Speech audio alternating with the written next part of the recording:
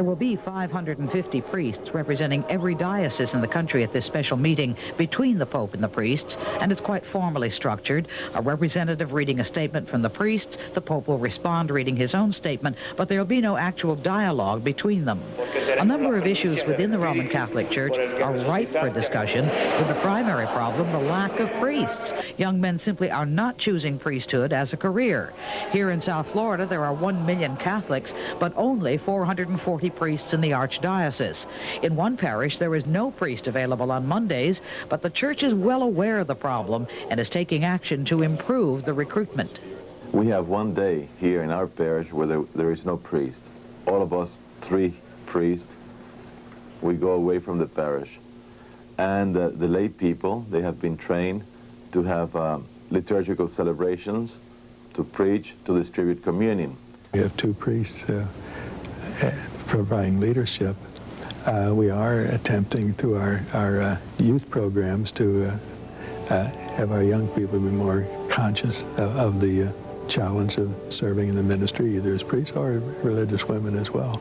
Jesus said, "Woe to you, scribes and Pharisees." Celibacy is said to be driving men away from the calling, men who feel they can contribute more by being good husbands and fathers.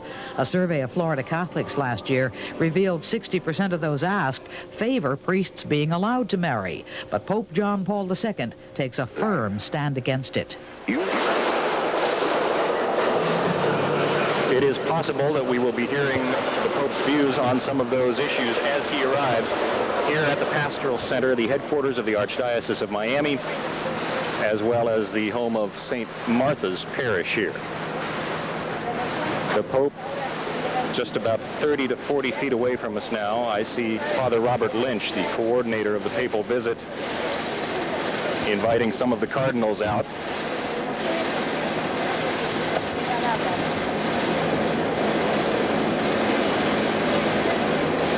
Certainly a sense of urgency here, everybody hustling, trying to get into position. Archbishop McCarthy now leaving his limousine, and the Vatican Television Group there as well.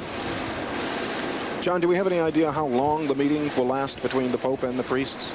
It is scheduled to be about an hour to an hour and 15 minutes, depending on how things go. One of the interesting things about this particular meeting, it's the first of the number of formal dialogues that the Holy Father will have in the United States. This one is particularly of interest to priests. Although there's not the give and take in the immediate circumstance that we would associate with the word dialogue, Father McNulty sent his text to Rome earlier on. They've had it 2 months. They've had it quite a while, and that text stays as is, and then the Holy Father is responding to that text. So in the way of the Church, it really is a powerful dialogue. It's a part of a continuing process where consultation goes on all the time. But it's difficult for the public to understand that if there is a written speech and a written response, how that actually can be called a dialogue. Dialogue. Well, you're right. From the point of view of saying, normally I expect to go back and forth, we think of it in terms of being argumentative rather than eliciting information. The Holy Father has come here to listen. He has said that. He said that the other day in Rome. And he has been listening, and I hope we will be able to detect that in the response that he gives Father McNulty. Well, he's had all the time to study it. John, can you see the Pope from where you are? He is just about to disappear from our view, and he's making his way down a ramp into St. Martha's Church itself. He has been there greeting, he is now greeting Father John McLaughlin, the pastor of St. Martha's, and I can't recognize anyone else there at the moment. Can you, Father? On the right there, I believe, is Father Ken Whitaker, I believe, who was one of the planners of the organizers of the whole event. What's the symbol in his hand? That is what he did when he went into the cathedral, as is his custom, the holy water that is given to him, and he sprinkles it around the church and the people who are present. And as Diane pointed out, it is a reminder of one's baptism. And as he did at St. Mary's, he is now proceeding into the Sacrament Chapel to pray.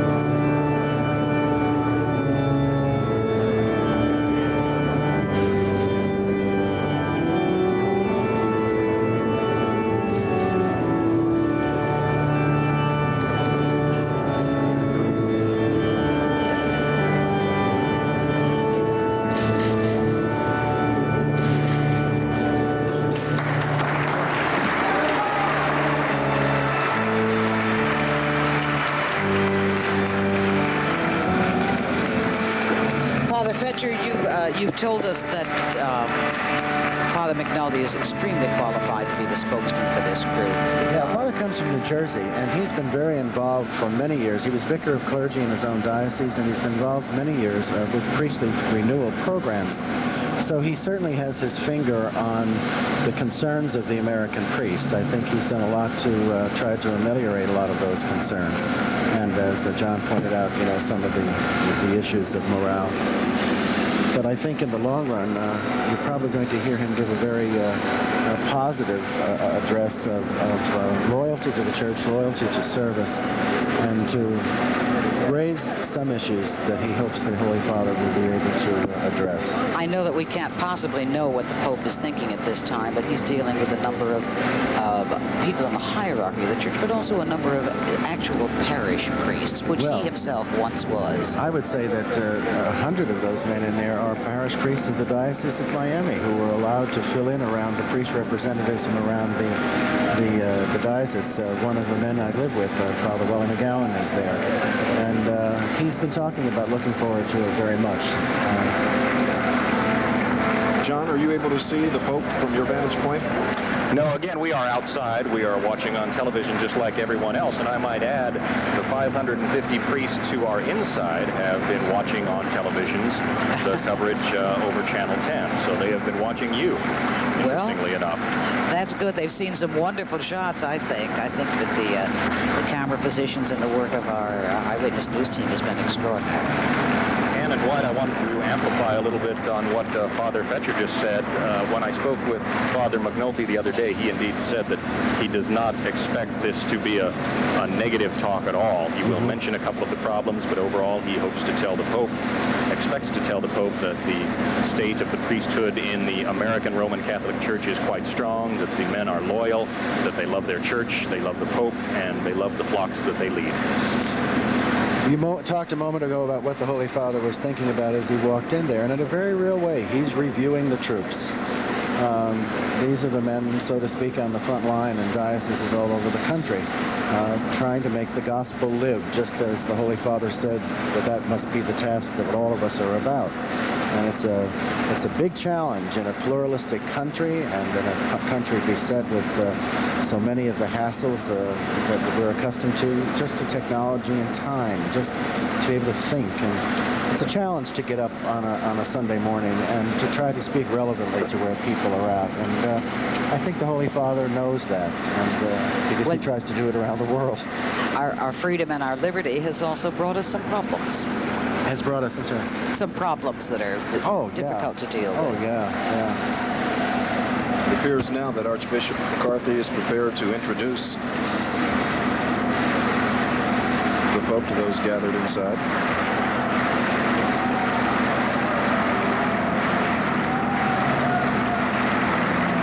Perhaps he will introduce Father McNulty first. John, do we know how it will go? I am not certain, Anne. I believe he is going to introduce Father McLaughlin, who is the priest of this particular parish, St. Martha's, and Father McNulty as well.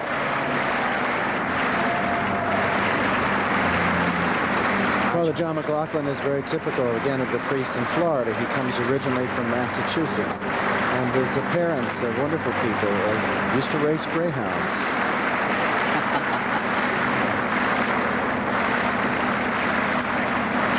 He just lost his mother recently.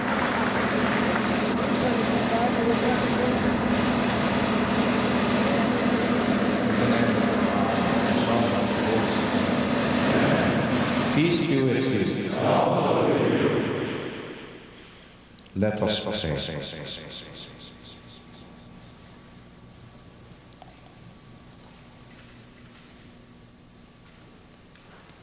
Father, you saw all of Saint Martha by coming to her home as a guest. By her prayers, may we serve Christ, our brothers and sisters, and be welcomed by you into heaven, our true home. We ask this through Christ our Lord.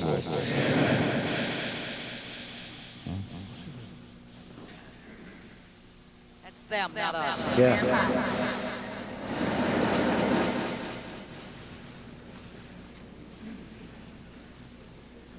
Your Holiness, the 57,000 priests of the United States are especially moved that Your Holiness would want your very first meeting in this nation to be with their representatives.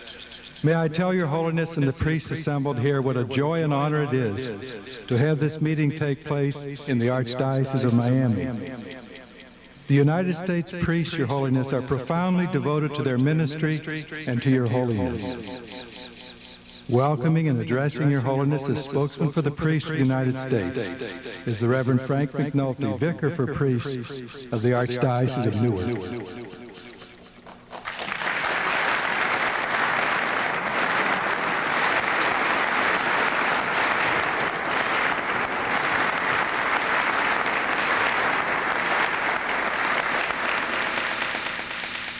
Your Holiness, welcome.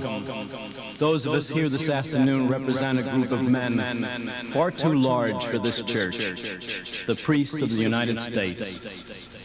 We come from every diocese of our country, and we bring the love, affection, esteem, and loyalty of all our brothers at home.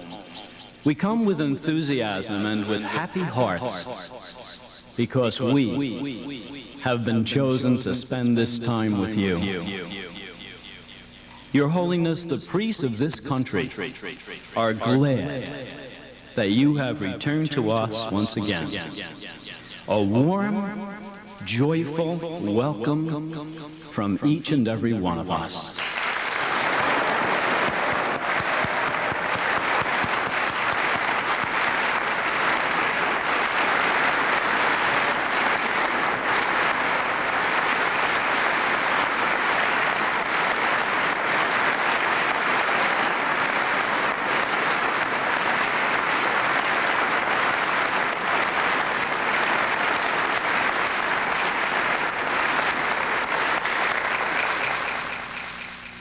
I have entitled my presentation, If Priests Could Open Up Their Hearts.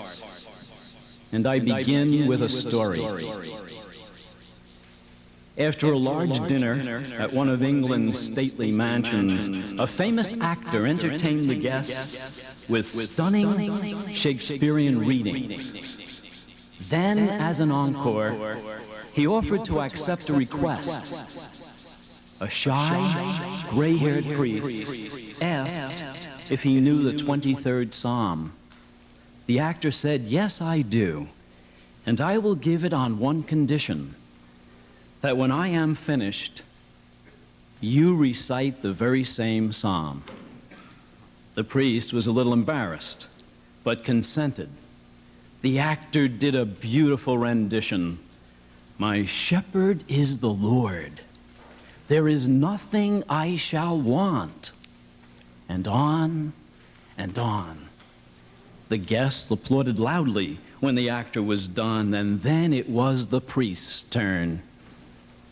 The man got up and said the very same words, but this time there was no applause, just a hushed silence and the beginning of a tear in some eyes. The actor savored the silence for a few moments and then stood up. He said, "Ladies and gentlemen, I hope you realize what happened here tonight.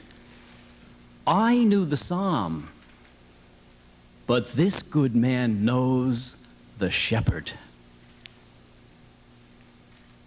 All of us gathered here today are dedicated to knowing the shepherd.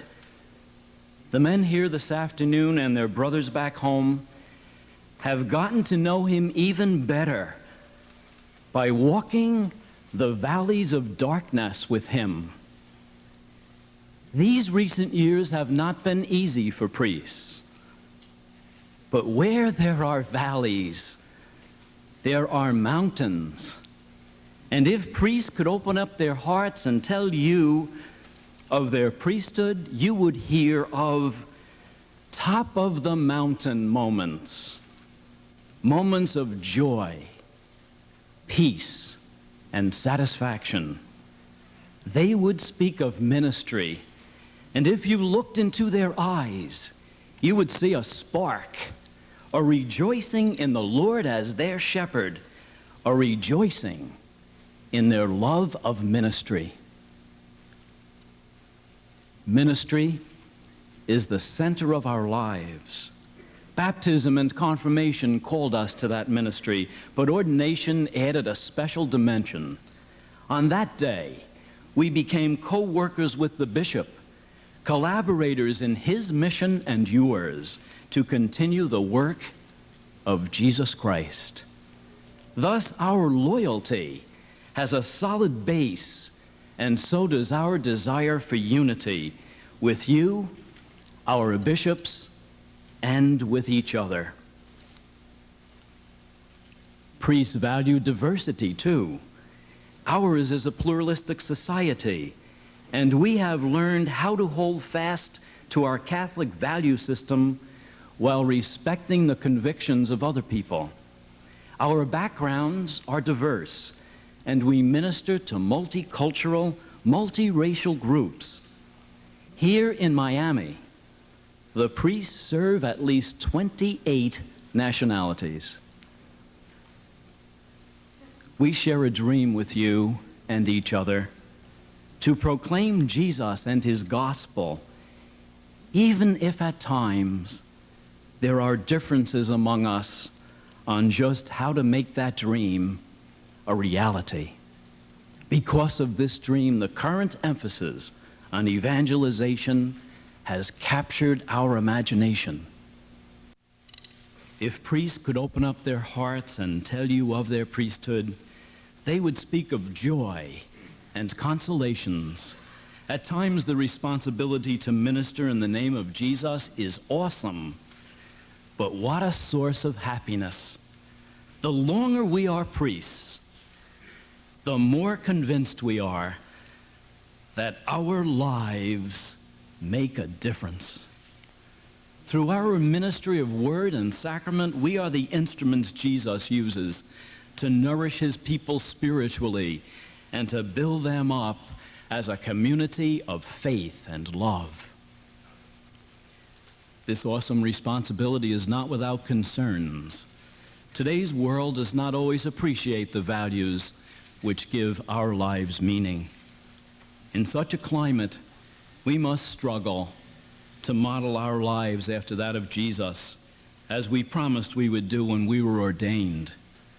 Those of us who give retreats to priests are edified to find in them such a deep longing, thirst, and hunger for a life of prayer.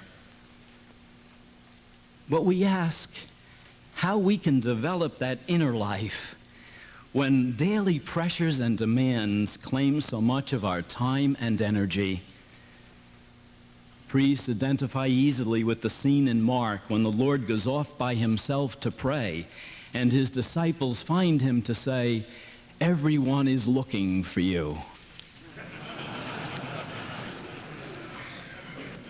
We also ask how we can maintain our identity and spirituality precisely as priests while walking the journey with our people and sharing life's challenges with them. If priests could open up their hearts and tell you of their priesthood, they would speak of Vatican II.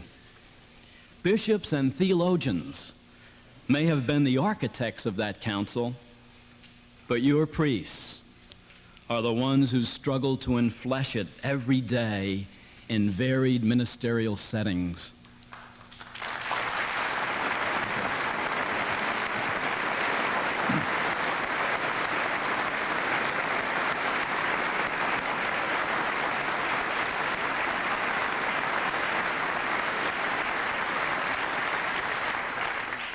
Priests continue to bring the council documents to life, especially the vision of church in Lumen Gentium and Gaudium et Spes. They try hard to make their service collaborative and collegial. They try hard to make their decisions consultative and their responsibilities shared. they keep getting better at it. The renewed church in this country is alive and well.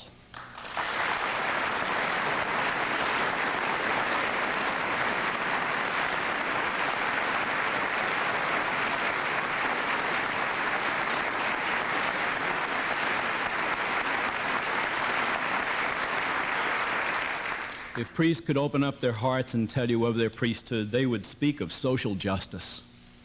As we try to take courageous and prophetic stands, it helps us to know how close these questions are to your own heart and to hear your strong words. In a climate where we must at times be countercultural, we are heartened and strengthened by the Episcopal Conference of this country. Our bishops have not backed away from the complex and controversial issues of social justice.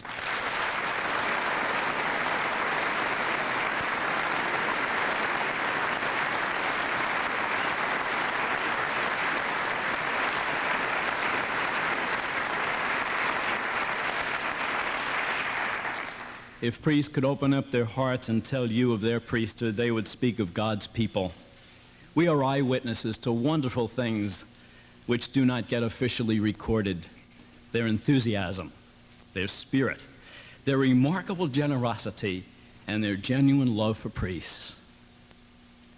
They understand our humanness, they forgive our failings, and they are a constant source of joy. And with all this, they keep calling us to be holy. On our part, we identify readily with the words of Ambrose to another bishop that the most important thing is the people entrusted to our care.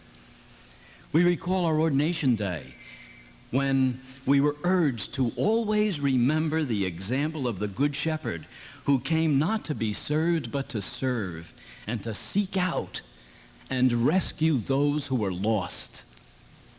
Because priests take that charge so seriously, there are some concerns about our ministry.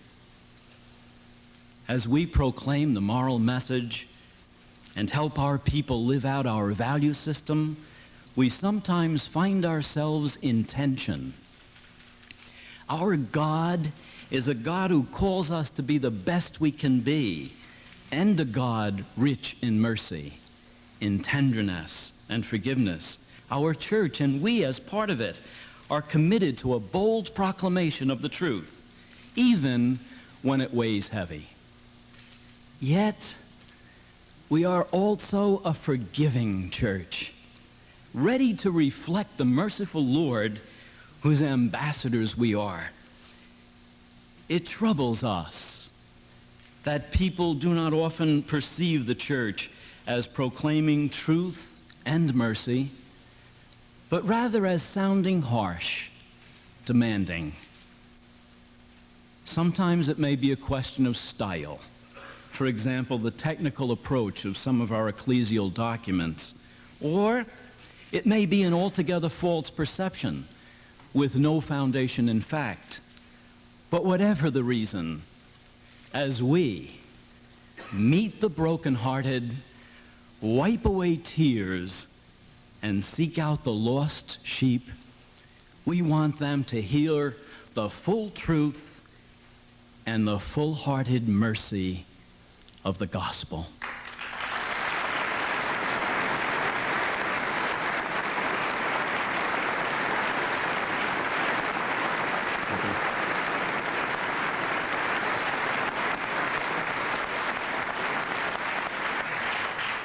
When Pope John XXIII opened the Vatican Council, he said, "Nowadays, the spouse of Christ prefers to make use of the medicine of mercy rather than that of severity. She considers that she meets the needs of the present day by demonstrating the validity of her teaching rather than by condemnation." As we go about trying to heal the wounded, it saddens us that many have a different image of the church we love and serve. It saddens us that the church is not as credible to those within it and to those outside of it as we would like it to be. If priests could open up their hearts and tell you of their priesthood, they would speak of worries. There is a real and dramatic shortage of priests, a situation critical enough to make us worry about the future. In some areas, each passing day finds the priest less able to meet needs and fulfill expectations. Aging and ministerial fatigue are harsh realities. Morale suffers when we see so few young men follow in our footsteps. Morale suffers when we see parishes without priests and prayer services taking the place of Sunday Mass. We worry that we might become only a church of the Word and lose our sacramental tradition. Yes, we must surely work and pray for vocations. Despite the many possibilities which compete for their attention, there are many generous young men who are willing to give their lives in the service of the Lord as priests. We must personally invite them.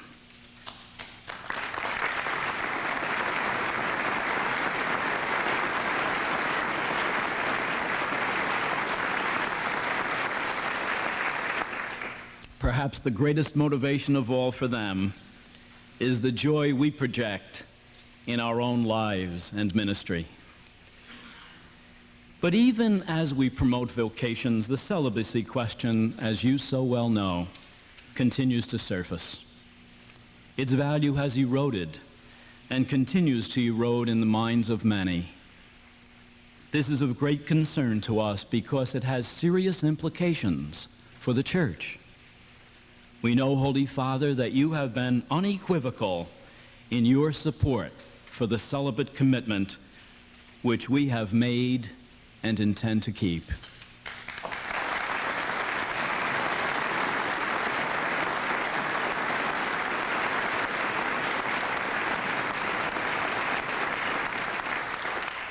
For your support we are grateful, because it is not easy to strive to be warm, loving, and affective men, and yet remain faithful to that commitment.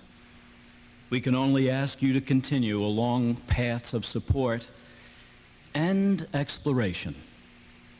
Support for those who want to persevere, exploration of the gift of celibacy, which has such a long tradition, exploration of how the discipline of celibacy can be most effectively implemented today, exploration of how priests can help each other make it a transparent sign of pastoral charity and the coming of the kingdom in the pattern of Jesus Christ, our high priest. If priests could open up their hearts and tell you of their priesthood, they would speak of hopes. They hope that all charisms will be fully recognized, celebrated, and utilized in the Church. The charisms mentioned by St. Paul in his letters provide a striking theme for your visit. Priests see the charism of Pope and bishops as integral, necessary, and irrevocable. You are the authoritative teachers. As pastors, we share in this teaching function. Theologians have a charism too, and we are grateful for their gift.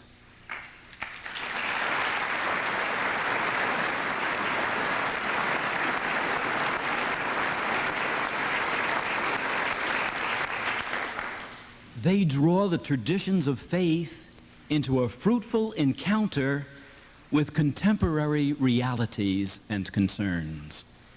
Our hope for them is for a free sense of inquiry and a loving fidelity to the wider mission of the Church. When they function with freedom and fidelity, we priests are supported in our pastoral efforts. Those of us in pastoral work have a charism too. There is a collective wisdom that should be heard by the rest of the Church. Priests help people live and die. They baptize and bury. They celebrate sacraments. They lead the worship. They listen in every season and in every setting to the tearing complexities and the wrenching ambiguities that the love and pain of human life create. Vatican II encourages people to speak their minds humbly and courageously about those matters in which they enjoy competence. Priests enjoy competence in pastoral practice, the serving of that human life. We hope that real, effective, and felt participation from those engaged in pastoral work will always be the prelude to definitive decisions relating to pastoral practices.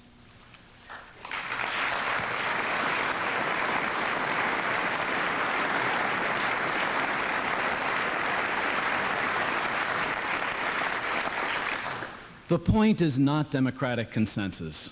Rather, priests hope that their collective wisdom will be heard as part of a process. This is why priests applaud the selection of bishops who share their competence. This is why they hope to continue to have a consultative voice in the selection of their bishops.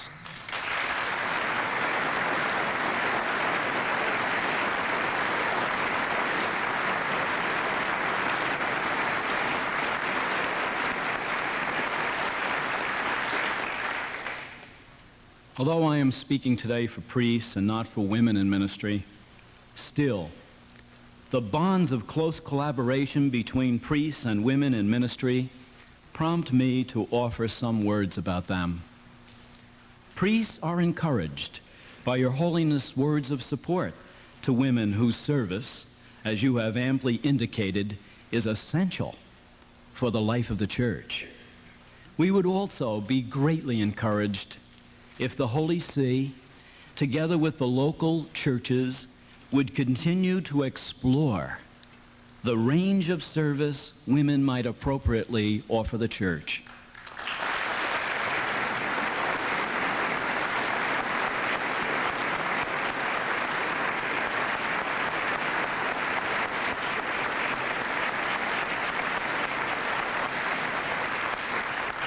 Their collaboration with priests has been generous and effective.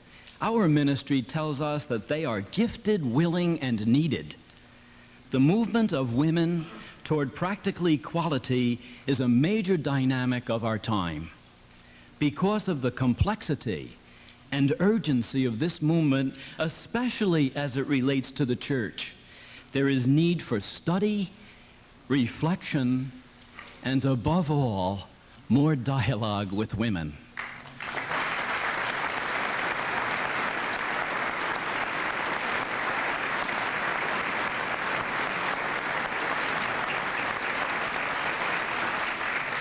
If priests could open up their hearts and tell you of their priesthood, they could not do so without some controversial questions surfacing.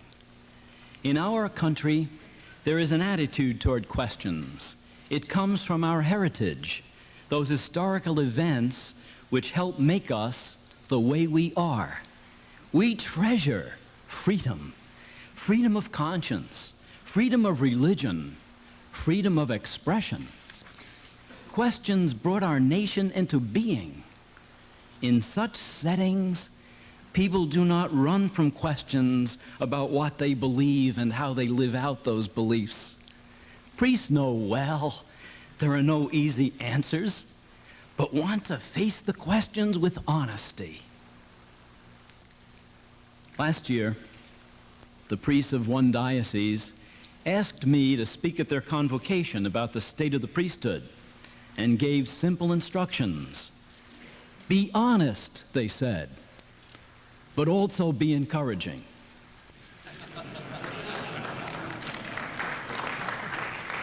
I have tried this afternoon to be both.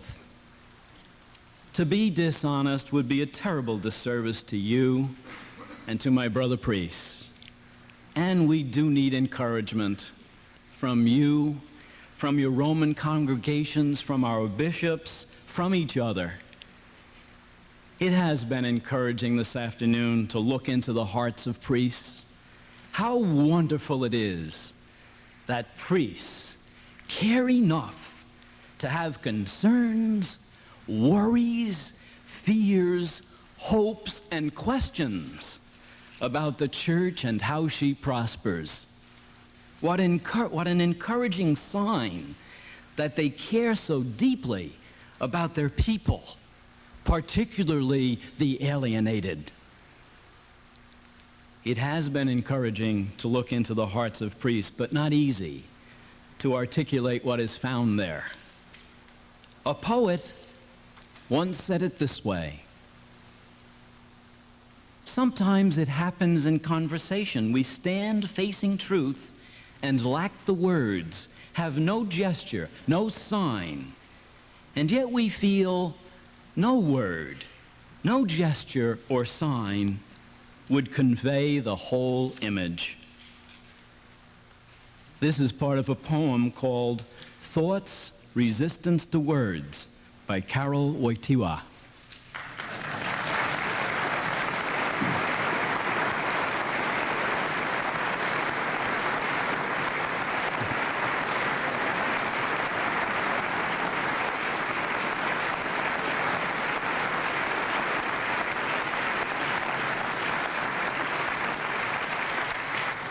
And this, too, is an encouraging note, that we have a pope who is also a poet.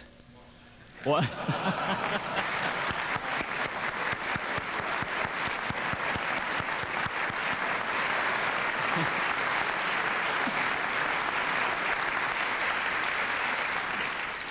Because poets know the human heart. But most encouraging of all, Your Holiness, is this moment, this event. We and our priest brothers throughout the country are touched that you care enough to ask us how it has been for us. You have listened. We will do the same. Tell us what we can do to help build up the body of Christ. Your Holiness, our prayer is that today's words will be the deepening of an honest, ongoing, heart-to-heart dialogue.